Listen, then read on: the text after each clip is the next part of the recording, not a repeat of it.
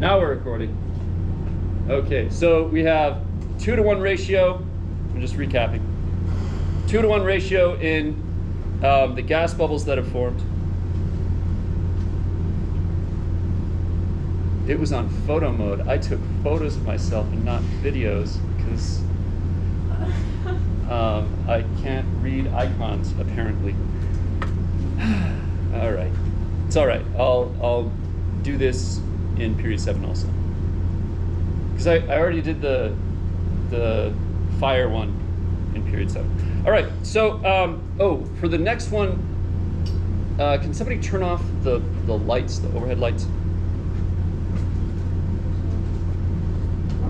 So the gas bubble from the negative terminal is almost to the end. So I'm going to do the splint test with it.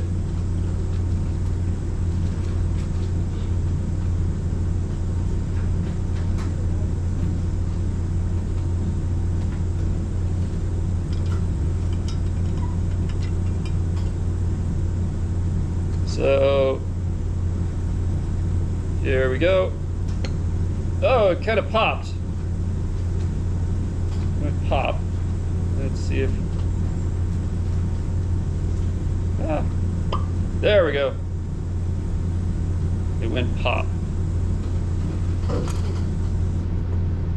So the gas at the negative terminal kind of exploded. It was a small explosion, but it's still an explosion. Still an explosion. Caught fire.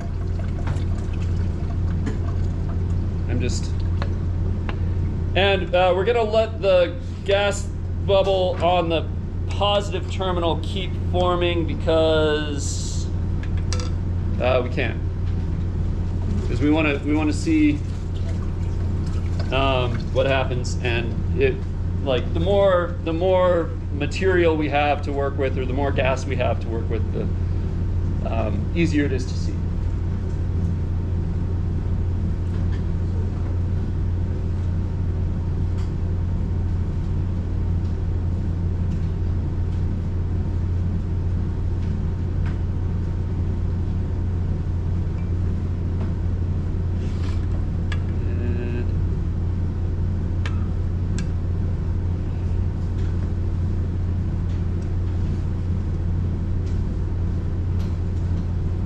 And the other wire is just in there,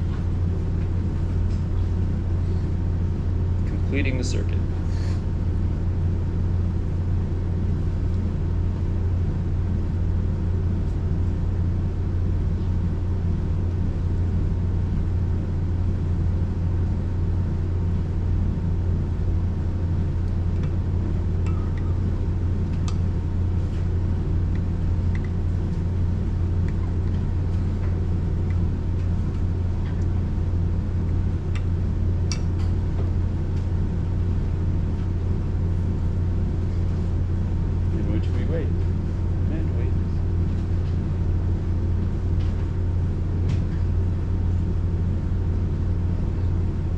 So much slower than the other bubble.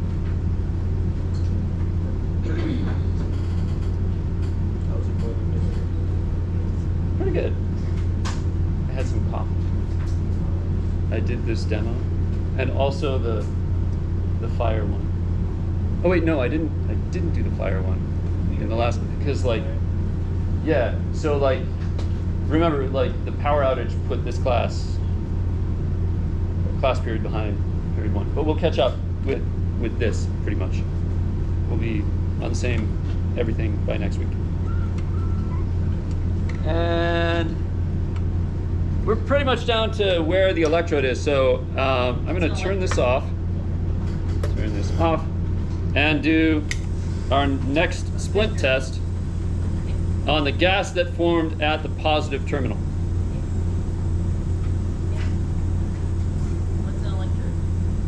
Oh, it's the wire going from the power supply to the wire.